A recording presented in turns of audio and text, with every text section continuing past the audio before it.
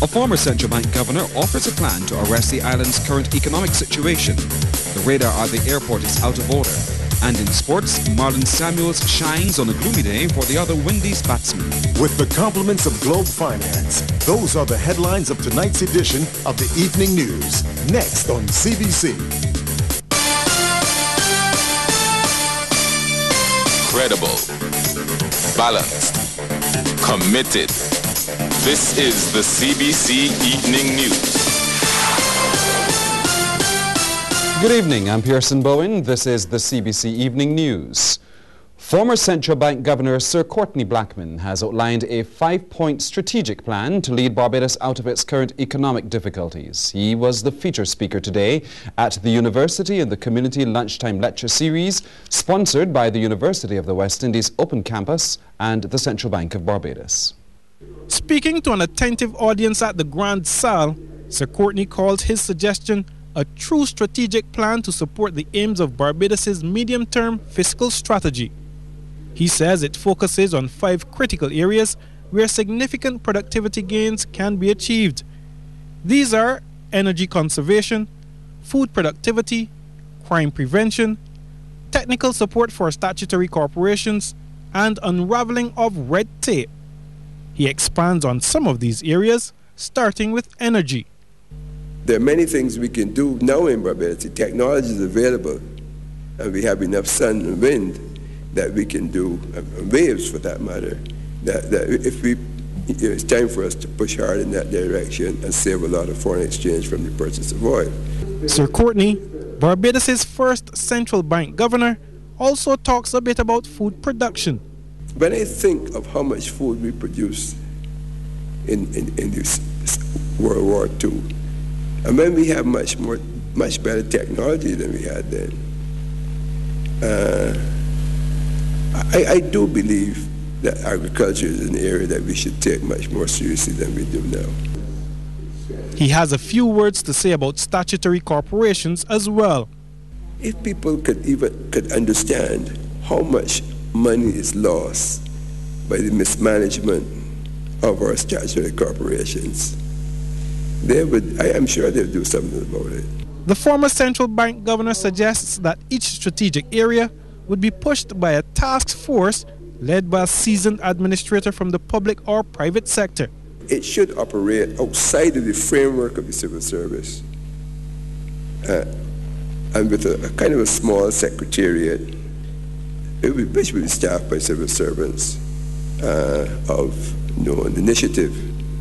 Sir Courtney believes this strategic plan would put Barbados in a better position to cope with the economic storm while preparing it for when conditions eventually improve. Kent Jerson, CBC News. Barbadians will be invited shortly to discuss a proposed new minimum wage. This was revealed by Minister of Labour Dr. Esther Byers-Suku at a meeting of the Barbados Private Sector Association today. Dr. Byers-Suku praised the social partnership for lending its voice to almost all the decisions coming from the Ministry of Labour. She says the changes to the minimum wage will help workers who are currently earning a pittance. Again, a decision was made after tripartite consultation. We know that it is important at this time, even though we know we're in a crisis, and even though enterprise and capital is looking at their bottom line, we know that there are a lot of people for whom the bottom line is way, way too low. A lot of people for whom the minimum wage actually is a very important part of their social protection and a means of preventing poverty. Dr. Byers-Suku also says the proposed new minimum wage is way past the review stage. I know that we're in a crisis and that everyone has their concerns about their own businesses, but we have to also consider, as I said just now, those persons who are, before our very eyes, slipping into desperate poverty, and we really do have to be minded of them. Government has its other social protection mechanisms in place, but a minimum wage is a very, very important part of that. The radar at the Grantley Adams International Airport is down. Confirmation came today from the Director of Civil Aviation, Anthony Archer. He says the radar has been out of order for a short while. CBC News understands it stopped working on Monday night due to a cable problem. Engineers are reportedly working around the clock to correct the problem, and our Peter Thorne now reports. If you are traveling in and out of Barbados in the next few days, expect some delays with the arrivals and departures of airlines. That's because the radar at Barbados' major gateway, the Grantley Adams International Airport, isn't functioning. Director of Civil Aviation Anthony Archer says engineers are working on the problem to have it rectified as quickly as possible. Mr. Archer says the non-functioning of the radar will slow things down, resulting in delays. He says air traffic controllers will now be operating on non-radar procedures, where the airlines will be controlled without being seen by these personnel. He says the process involves time, distance and speed, but it's perfectly safe, adding that Barbadians have no cause to worry. President of the Barbados Air Traffic Control Association, John Paris, also confirmed that the radar isn't working and that they don't know when it will be working again. He says they have reverted to non-radar procedures, noting that the more than 50 air traffic controllers have been concerned for some time now that there's only one radar operating at the Grantley Adams International Airport. Information is that they have been asking for a backup radar facility and a maintenance schedule for the current radar, as well as refresher training in non-radar procedures as mandated by the International Civil Aviation Organization.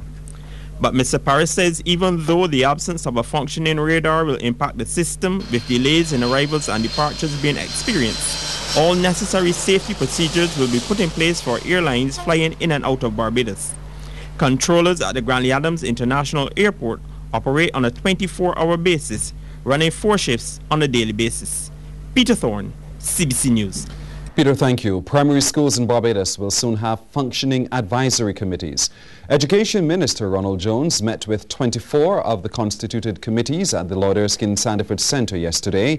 He noted that another 18 committees will be launched this year, with the remaining primary schools coming on stream next year.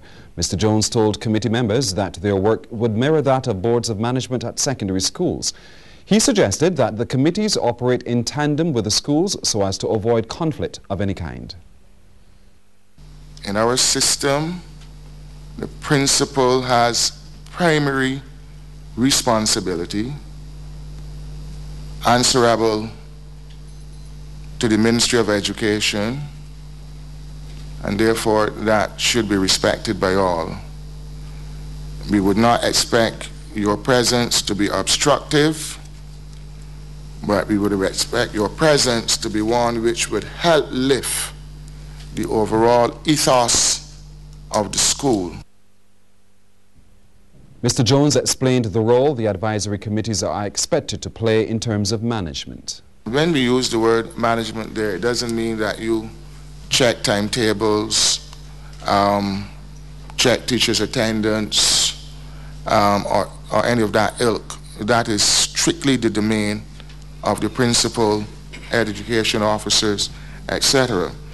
But when we use the word management there, it is more in an overall global concept where you would have discussions where issues, concerns, or whatever might be brought to your attention for discussion and resolution. We'll take a break here, but coming up, preparations for Cropover's opening gala.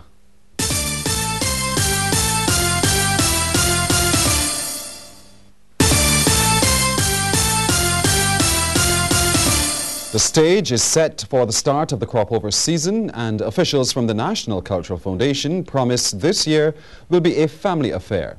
Production coordinator for the event, Karen Pestena, says the opening gala will be on Saturday, with exciting events for both adults and children. Ms. Pestena said there will be new additions to the annual event with 2 fashion shows, a DJ clash, jonesing dance competition, along with an array of local arts and craft. She says one of the major highlights of the day will be the annual parade, which promises to be bigger and better than ever before. The parade starts at 1 o'clock from the General Post Office. We have over 200 primary school children participating. We have all your characters. We have the BNB staff, as always, coming in their bright colors. All the tuck bands that you can want. We have the oldest schools, we have folk groups, we have dance groups, everybody, masquerade bands and all will be on. So it's over 400 persons. So what you can do, you can watch the parade and then also come and enter and be a part of the whole experience that we intend to give you. Well, another NCF official, Keisha Branch, says one of the other major features of the season will be the National Heritage Tour. Barbados' recent inscription of Bridgetown and its garrisons as a United Nations World Heritage Site is a good reason for Barbadians to join us on the Heritage Tour this Sunday, July 3rd. It's going to be starting at Pierhead and conducted by Dr. Carl Watson. Some of the points of interest throughout Bridgetown that we'll be covering will include the Screw Dock, the Parliament Building, Jubilee Gardens, St. Mary's Church, Old Masonic Lodge, Montefiore Fountain, Carnegie Library, and so much more. There is some criticism tonight about the timing of the highly anticipated Rihanna concert slated for August the 5th at Kensington Oval, and it's coming from the manager of the Super Gladiators tent, Roy Beyer. He says while he's all for a Rihanna concert, he doesn't think it should have been attached to the festival and believes it will hurt rather than help promoters. Rihanna is a class act by itself. I don't even know if it should have been hitched on to Crop Over at all. I personally feel we should have let Crop Over get on with Crop Over and let people have money to spend with Crop Over spend it, because I am of the opinion that people who normally will come to certain things in Crop Over will know say, and keep my money for Rihanna. And that would hurt the festival. Mr. Beyer was speaking during a press conference ahead of the tent's opening this weekend. He says tent managers need to work on making Calypso more attractive, and he doesn't believe that the art form has an audience anymore. The 1982-92 situation is gone. Who is not going away? Who is not going to the great beyond? Who is not going to church? Not listen to Calypso anymore. So we needed to build back what we had, and we have not done it up to now. The 10 or 11,000 people at Kensington on Friend's Night does not signify that they're anything at all to do with Calypso. They're there because it's a night out on the town, it's a festival. So many families have come and say, hey, don't be a stick in the mud, I'm doing the pain. So they will come and go. Outside that, they're not leaving home. A senior health official is calling for Barbadians to properly dispose their garbage. He is Charles White, the senior environmental officer in the Ministry of Health. Mr. White was speaking during an environmental expo at the Winston Scott Polyclinic this morning. Patients were educated about correct ways of disposing garbage, recycling and reducing the volume of their garbage before disposal to avoid pests such as rats and mosquitoes. Mr. White says especially in the hurricane season when there is excessive rain, surroundings must be kept clean to avoid flooding. During the heavy rains, this said refuge is washed into the drains, and eventually they are blocked and the flooding is caused as a result. Also, various illnesses can surface as a result of the improper disposal of refuse, such as dengue fever and leptospirosis. The flooding is also a contributing factor to the spread of these diseases. It is very important that the Environmental Health Department educate the public as to the best ways to deal with garbage. Well, Barbados is moving to attract more visitors from the Caribbean. The chairman of the Barbados Tourism Authority, Adrian Elcock, says they are planning to spend more money to develop that market. He's hoping that the BTA will launch a comprehensive marketing campaign focusing on the Caribbean in the next 2 months. I'm not too sure that we've ever placed enough emphasis on our third largest market. And we need to have a bit more committed and stronger marketing communication within the region. LIAT's ground staff in Antigua has returned to work following 2 days of strike action. Corporate Communications Manager Desmond Brown says that the dispute with the Antigua and Barbuda Workers Union, which represents the workers, has been deferred to the Antigua and Barbuda Labour Commissioner, and a meeting is scheduled between the two parties tomorrow. LIAT's flight schedule was not affected by the work stoppage. A study by a team of doctors has found evidence that a United Nations peacekeeping mission brought a cholera strain to Haiti that has killed thousands of people so far. The study is the strongest argument yet that newly arrived Nepalese peacekeepers brought the cholera with them. According to the Haitian government, the disease has killed more than 5,500 people and more than 360,000 became sick since it was discovered in October. A journal from the U.S. Centers for Disease Control and Prevention says its findings strongly suggest that contamination of a river downstream from a military camp triggered the epidemic. The article says there is an exact correlation in time and place between the arrival of a Nepalese battalion from an area of its South Asian homeland that was experiencing a cholera outbreak. Seal with your Lime Sports World. Marlon Samuels' unbeaten 78 was outdone by career best figures of 6 for 55 from pacer Ishant Sharma as India got first innings honours over West Indies by 11 runs today. It was another rain-affected day, the third day of the second digital test at Kensington Oval, as the Windies were dismissed for 190 in pursuit of India's 201. June30 Chandapal made a 37 as he and Samuels added 77 for the sixth wicket. But the home team only managed 56 more runs as Sharma, taking his 100th test scalp, accounted for the last 3 wickets to fall. He played that late as well and also angled the bat expertly. Chopped it away.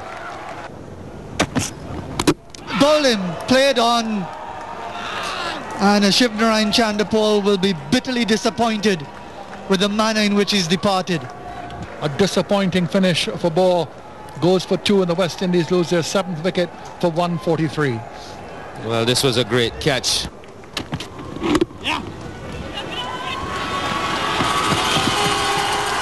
And it's gone right through him. And no matter how slow the outfield is, that will go to the boundary and give Marlon Samuels 5. The single would have brought up his 50 in any case.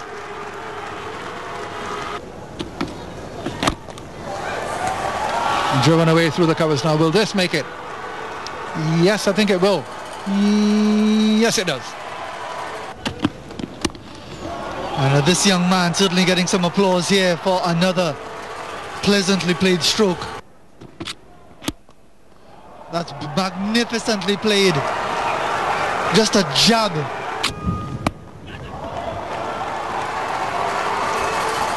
And the runs are starting to flow a lot easier now.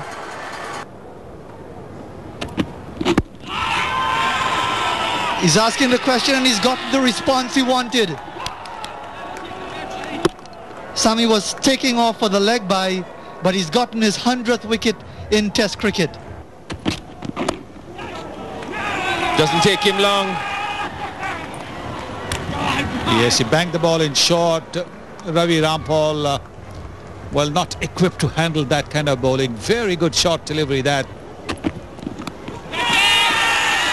And he's given him.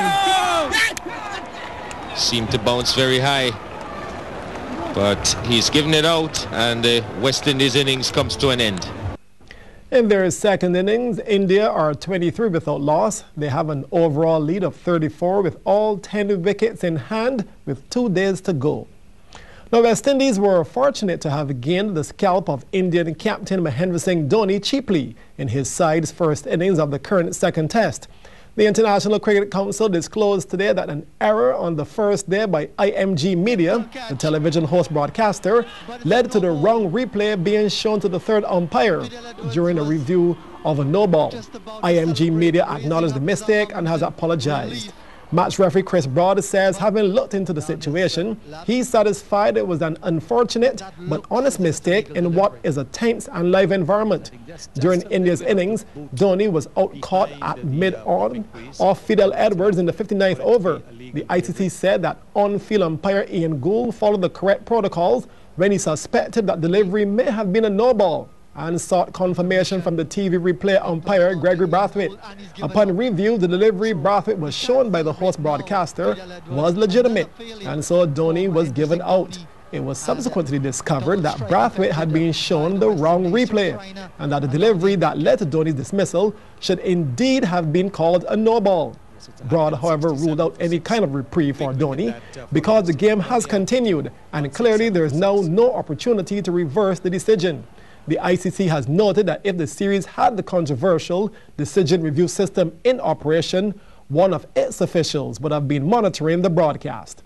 Dhoni also had the misfortune of being dismissed off a no ball in the second innings of the first test when the umpires missed leg spinner Devendra Bishu cutting the return crease with his back leg.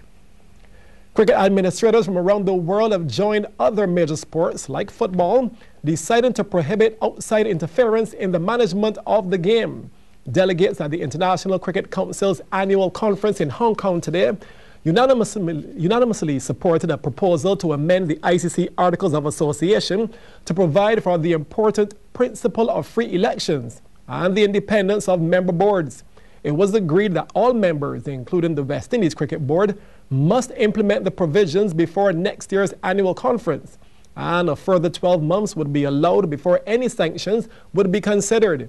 ICC Chief Executive Harun Lagat noted that it was a well-established principle of modern sporting governance that national federations should be autonomous and free from interference from governments in the administration of their affairs. In recent times, countries like Pakistan, Sri Lanka, and Zimbabwe have all had their national governments intervene in operations of their cricket boards. Meanwhile, in another story coming out of the conference, the ICC says it will look for sponsors for the decision review system in order to overcome the financial hurdles that less wealthy cricket boards will face in implementing the cost-intensive referral system. The cost of the DRS, now mandatory in international cricket, is currently estimated at $5,000 per day, with broadcasters, technology providers, and home boards in a constant debate about who should bear the cost. The minimum requirements for the tweaked DRS are the expensive infrared cameras and the audio tracking devices. And Lagat says the resulting uniformity, which doesn't exist in ball tracking technology, was adequate to seek commercial support for that system. We'll take a break here. When we come back, news about the Special Olympics. Barbados got its first 2 medals today at the Special Olympics World Summer Games in Athens, Greece. There are 2 bronze medals, Laura Sobers in bocce and Corey Kelman with a time of 55.12 seconds in the 400 meters. Another Barbados athlete with his hopes fixed on winning a medal is Rashad King. King has been advancing through the preliminary rounds in the table tennis competition. Now, it was back in 1996 at the Summer Olympics in Atlanta when Barbados sent their first gymnast, Shane de Freitas, to compete at that elite level. Since then, much focus has not been on the sport, but that does not mean that it is not very active. Actually, Barbados has been making waves regionally and internationally, and there is the drive for gymnastics to develop even more. CBC's Anne-Marie Burke looks at a recent initiative to promote that sport. It may not be among the traditional sports recognized in Barbados, but gymnastics is fast becoming a chosen discipline of the younger generation. In the hope of creating a greater awareness of the sport, a recent showcase was staged at the Francia Plantation in St. George. Although it may seem that the young gymnasts were just out to show their skills and have fun, they're actually involved in a very serious program. Our kids that are on our competitive team, we follow the U.S. Junior Olympic program, and that's divided into 10 levels, and we have kids competing to date from levels 2 right through 7, and some are going into 8. Our boys team also competes in the same system, and they're going into level 5 for boys. Training facilities may be a challenge, but Barbados has been reaping the rewards on the regional and international stage. Recently in Trinidad, we came home with 10 all-around trophies. We won medals in all levels on all the events. We also competed last year in November in South Carolina, and 2 of my levels came first all-around. We had our first all-around level 4 gymnast, Shakayla Estwick, and Renee Reeder, who competed in level 3, won the Crown of the Carolinas. So she was the top gymnast out of almost 100 girls in her level and age group for the day. So we are doing well. Our boys also competed at that meet, and they did phenomenally well and came back with a ton of medals as well. And then we also have Corey Greenidge, who competes at the elite level, and we are presently working on getting him up to the States to train for the summer. There might be a long way to go before Barbados is a force on the international gymnastics circuit. But with the high interest shown in the sport, it seems we're heading in the right direction. Anne-Marie Burke, CBC Sports. Good evening, I'm Kent Jerson, and this is the Business Report. Now, the critical importance of public sector reform to corporate Barbados is being stressed by a local private sector agency. In fact, it's one of the first issues addressed by newly appointed chairman of the Barbados Private Sector Association, John Williams. He was speaking at a chairmanship handover ceremony at the Barbados Hilton Hotel this morning. Damien Best has that story. In his first speech to members, Mr. Williams made the connection between public sector reform and business facilitation, which is important for companies and by extension the country to be more successful. He believes to achieve transformation in the public sector, we must make people accountable and provide public sector workers with the necessary tools to do their job. We must allow them to make decisions using their good judgment, but insist on transparency. And we must develop means of rewarding good performance, both financially as well as through opportunities for personal development and promotion. And of course, this reform must spread beyond the public sector and must be instituted across Barbados. Productivity must become our mantra, and we must discard the notion that productivity means doing the same things with fewer people. Mr. Williams highlighted the challenges faced in tourism, international business, construction and manufacturing, and the ability of those sectors to survive thus far. Business sectors do not exist in a vacuum. The one factor common to all of them is the need for a sound and fiscally prudent economic environment in which to operate. And so my message from the business community is this: we do not need someone from outside to tell us what the state of play is or what we need to do. We as Barbadians are mature enough to understand the seriousness of our economic situation and responsible enough to develop and implement the measures needed to bring us back onto the right path. Outgoing Chairman Ben Arundel said he's looking forward to contributing to the work of the association. Clearly, there are some significant challenges still ahead. I think the social partnership will become even more important, and the role of the private sector, not just in the social partnership, but also in helping to bring the Barbados economy back to growth, and I'm sure that will happen, but it will take a long time for that to happen. I think also the private sector needs to step up to the plate, both to support the BPSA as well as to support the National Initiative for Service Excellence. The BPSA also announced today the appointment of Anne Reid to the position of Chief Executive Officer. Damien Best for the Business Report. Barbadians have been told there are significant benefits to be derived from inland tourism. This advice from Minister in the Office of the Prime Minister, Senator Darcy Boyce. He was addressing the annual general meeting of the Barbados National Trust. It takes a vibrant community to develop the concept of inland tourism. This once popular tourism product needs to be revived as another means of diversifying our Asian tourism product. In order to achieve these objectives, it is necessary for Barbadians to get organized.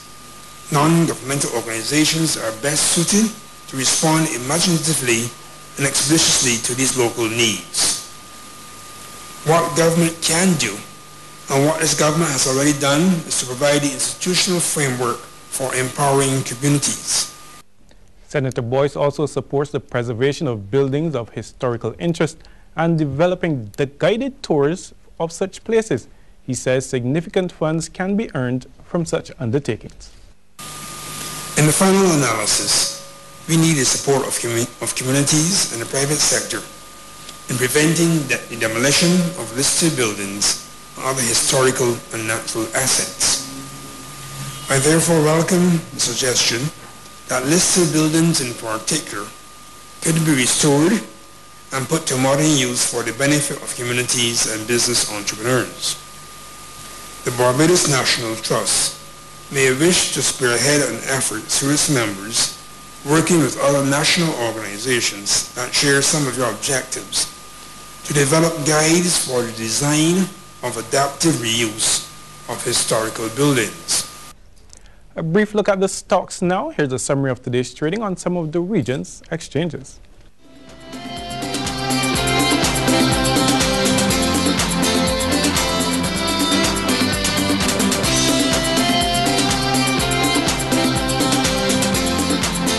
Good evening to all, and we continue to experience cloudy to overcast skies across Barbados for, well, overnight and into today. The shower activity actually, though, was not quite as intense and widespread as we had predicted, but there's still some potential for that activity tonight. The maximum temperature as read at the airport today around 2, though, got up to 29.7 degrees Celsius. The minimum temperature throughout the period was 24 degrees Celsius. At 6 o'clock, skies were cloudy. The temperature was down to 27.1. The humidity stood at 84%, and the winds were out of the east-southeast, still really strong at 30 kilometers per hour. All totaled, we measured 9.7 millimeters of rainfall over the past 24 hours at the Grantley Adams International Airport, bringing the total for June so far to 100.3 millimeters. Now, there are 2 tropical waves in the eastern Atlantic, Barbados and the island chain. The first is around the central Atlantic. That is around 45-46 degrees west. The activity is to the south of 15 degrees north. And we have some pockets of moderate activity associated with this tropical wave at this time. The axis of this wave is due to move across Barbados and across the region sometime around late Saturday. The other tropical wave, which we were tracking since yesterday, most of the clouds still ahead of the axis of that wave is in the vicinity of 57-58 degrees west. The axis is due to move across Barbados later tonight, and there are some pockets of still pretty heavy thunderstorms associated with this tropical wave. Let's put the cloud in motion. We get a better perspective of the activity associated with this wave. The axis just about on our doorstep, and this is the area of pretty deep convection of which I spoke just now. The activity is expected to affect predominantly the southern portion of the island chain as it makes its way across the region tonight. Now, in association with the activity associated with the tropical wave, the high pressure ridge is still pumping some strong winds into the area, and as a result, the strong winds are laden with pretty high amounts of moisture, and as a result, that level of moisture will be adding to the moisture associated with the tropical wave, and as a result, the southern portion of the region, Barbados included, will continue to experience cloudy to overcast skies. We're looking at some periods of rain, pockets of moderate to heavy showers, scattered thunderstorms, and gusty winds, of course. Now, the western portion of the region today, they had pretty good conditions. The ridge of high pressure was the dominant feature. This, of course, is associated with the frontal system. A load of high-level cloud streaming from in the area of Central America, and Tropical Storm Arlene, out of the range of this satellite photo, is still generating a considerable amount of rainfall over Mexico. I'll be back after the break. Well, welcome back. The activity associated with the tropical wave is now about to reach us, and for those of us who were looking for those heavy showers last night, there's still some potential. As I indicated, the axis is just about on our doorstep, and those pretty heavy cells just to the southeast, they should be rolling across Barbados and across the south later tonight, so some potential for quite heavy showers. Now, the moisture content of the atmosphere is going to continue to be quite high for the next couple of days, because once this tropical wave pulls out of the area, the other one is going to be moving in late Saturday night, and, well, continued shower activity. Let's now take a look at our 4-day prediction. We're going to be looking at Friday through to Monday, and this right across the spectrum until Sunday. We're looking at the possibility of scattered showers. But by Monday, the high pressure ridge, that is going to be starting to try to take over, and we're going to be looking at breezy conditions for the most part. Sunrise in Barbados tomorrow, 25 minutes to 6 o'clock. Sunset will be at 28 minutes after 6. The first high tide 6 minutes after 3. The second is going to be at 4:33 in the p.m. The first low tide 10 minutes after 2. The second is going to be at 9:34 in the p.m. And the sea conditions with the strong winds, moderate in open water, swells still in the region of 2.5 meters, and we're urging small craft operators and sea bathers to continue to be cautious.